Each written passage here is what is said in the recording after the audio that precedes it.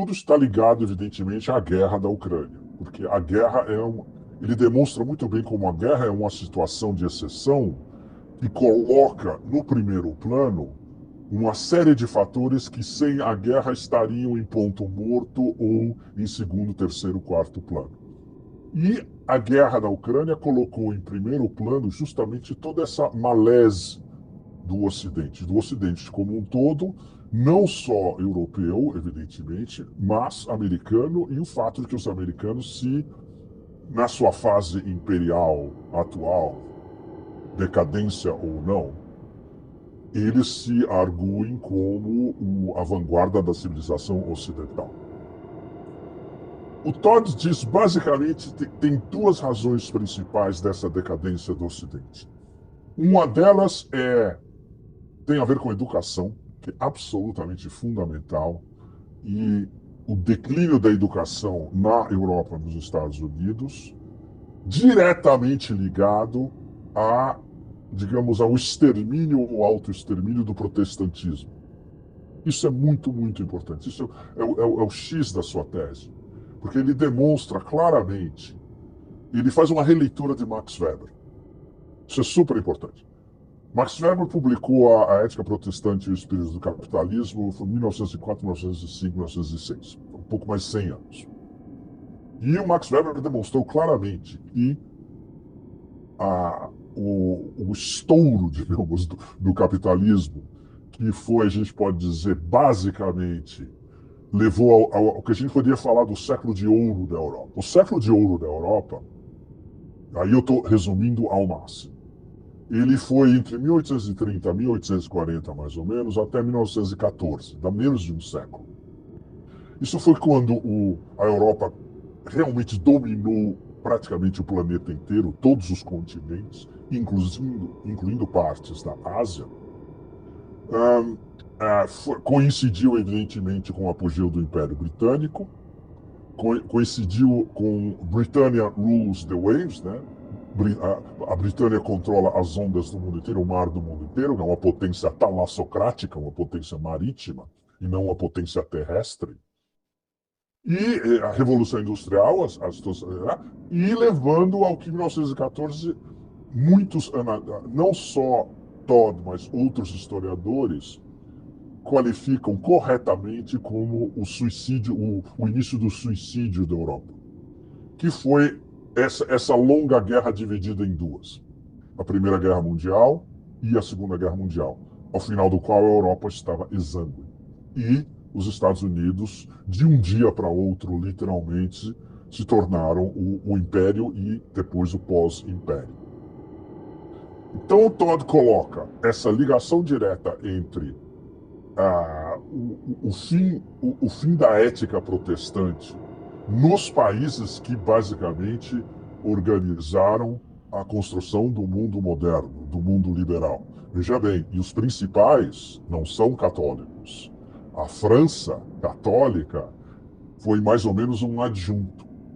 O grande estouro do capitalismo veio de potências protestantes: Alemanha, Inglaterra e, no caso dos Estados Unidos, a elite branca, protestante, WASP americana. Bom, anglo-saxão. Bom, então só isso já, vocês imaginam você publicar um livro desse com uma tese dessa num país católico como a França, só isso já deixou o que sobra de intelectualidade, especialmente aqui em Paris, completamente arrepiado. Mas ele vai muito mais longe do que isso. Ele demonstra a extinção do protestantismo, que foi substituído, no caso dos Estados Unidos, pelo evangelismo barato, um evangelismo realmente de pacotilha. O fato de essa organização via o protestantismo da religião foi diretamente responsável pela elevação do nível de educação, e aí ele faz uma correlação absolutamente fundamental. Por que o protestantismo levou a um melhor índice de educação, e isso criando condições para inovações econômicas e tecnológicas? Porque todos os fiéis eram obrigados a ler as escrituras, e ler e entender as escrituras nas línguas vernáculas. Antes, o catolicismo era latim. Depois, línguas vernáculas, por exemplo, quando Dante, digamos, codificou o italiano no século XIV na Itália. Mas, no caso da Alemanha, em alemão, no caso da Inglaterra, em inglês, depois dos Estados Unidos, a mesma coisa em inglês. Para você ser um bom protestante e praticar, você tinha que ler as escrituras, você tinha que ser bem educado. O que isso gerou em primeiro, segundo e terceiro grau? Maior criatividade, maior dinamismo, maiores inovações econômicas e maiores inovações tecnológicas. Então, essa é a ligação direta educação-religião. E a segunda parte da análise, ela é bem...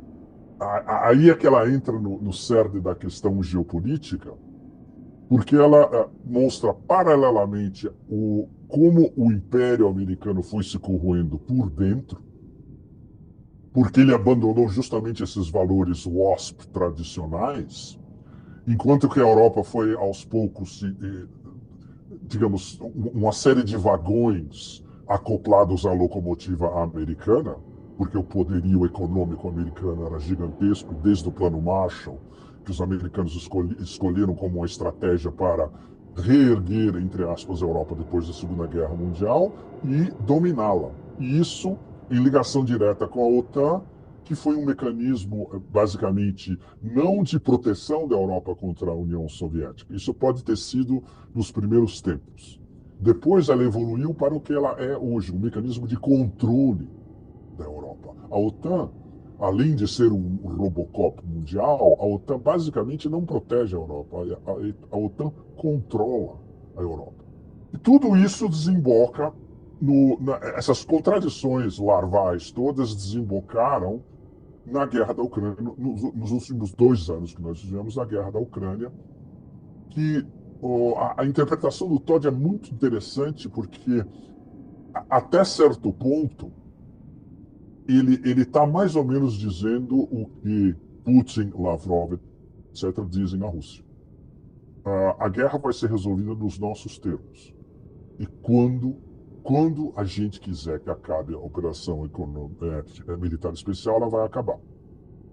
O Todd dá um intervalo de 5 anos. Começando em 2002, isso iria até 2027. E super importante o fato dele frisar claramente que os russos começaram a operação militar especial em fevereiro de 2022, no momento que eles escolheram. Porque eles viram que eles tinham uma janela de oportunidade perfeita à frente. A gente pode concordar com isso, embora ele não mencione fatores práticos fundamentais que influíram na decisão do Kremlin. Mas voltando um pouco atrás, ele dá um dos fatores principais que é absolutamente fundamental e que todo mundo esquece. O fato de que a Rússia jamais poderia ter iniciado essa operação em 2014, na época do Maidan. Na época, o máximo que a Rússia fez foi ir até a Crimeia e reincorporar a Crimeia, porque era uma questão geopolítica e geoestratégica básica, que é a proteção da frota russa no Mar Negro. Mas eles não tinham as condições econômicas, 9 anos atrás, né, de sustentar a avalanche de tudo que o Ocidente ia jogar contra a Rússia, que era tentar destruir a economia russa. E isso muitos de vocês devem lembrar, o ano passado, que os europeus, especialmente alemães, desde a tóxica von der Leyen em Bruxelas até ministros aqui na França, diziam: nós vamos destruir a economia russa. Hoje a gente sabe o que aconteceu, né? Não preciso repetir para vocês. E especialmente como a Rússia, na época, não tinha as capacidades técnicas de escapar do bloqueio financeiro, que é bloquear a Rússia do SWIFT, das transações do SWIFT. E, entre outras coisas, que Todd não cita, mas isso é típico dos europeus. Os europeus não têm ideia de como funcionam os BRICS. Muito pouca gente aqui na Europa inteira, França, Alemanha, Inglaterra, Itália, etc., entende o game changer, a mudança de jogo implícita nos BRICS e agora com a expansão dos BRICS. O Todd basicamente diz que ah, ele subentende que a aliança Rússia-China não estava tão elaborada 9 anos atrás. É verdade.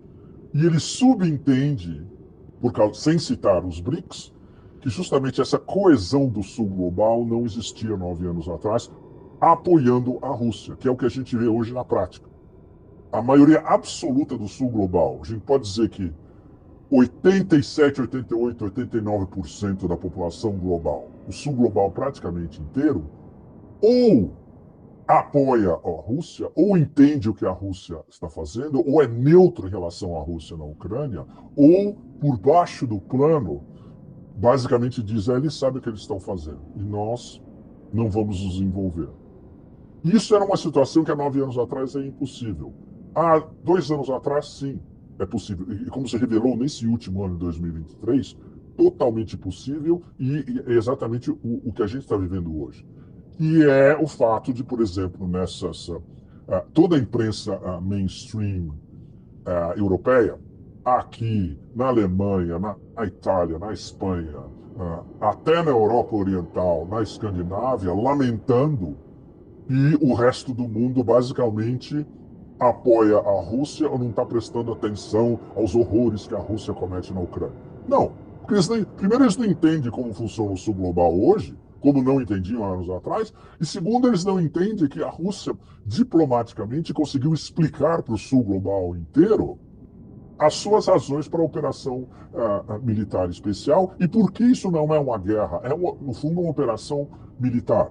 Ou como diz o nosso amigo Andrei Martyanov, uma operação de armas combinadas, uma operação de polícia militar de armas combinadas, combined arms, armas combinadas, exatamente. É uma operação militar policial, não é uma guerra. Se fosse uma guerra, eles teriam destruído Kiev na primeira semana, como os Estados Unidos destruíram Bagdá na primeira semana em março de 2003.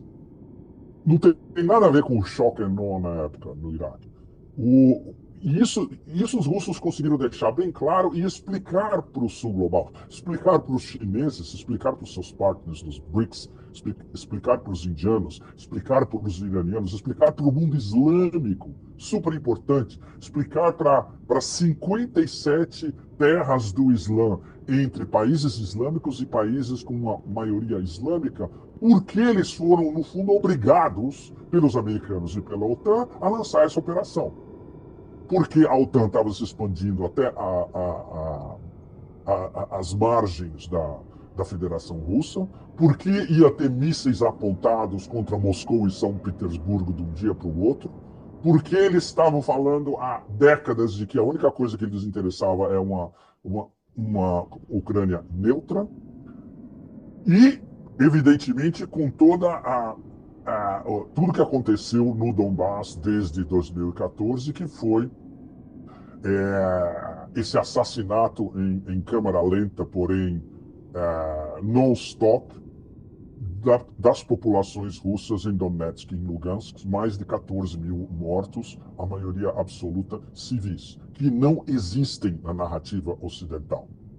Assim como os palestinos em Gaza, mais de 100 mil entre mortos e feridos nessa semana, enquanto a gente está falando, para grande parte do mundo ocidental não existem.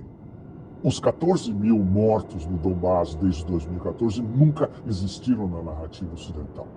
Então, olha, eu vou tentar agora alguns pontos principais do livro do Todd para ilustrar mais ou menos esse painel geral que eu tentei dar para vocês agora.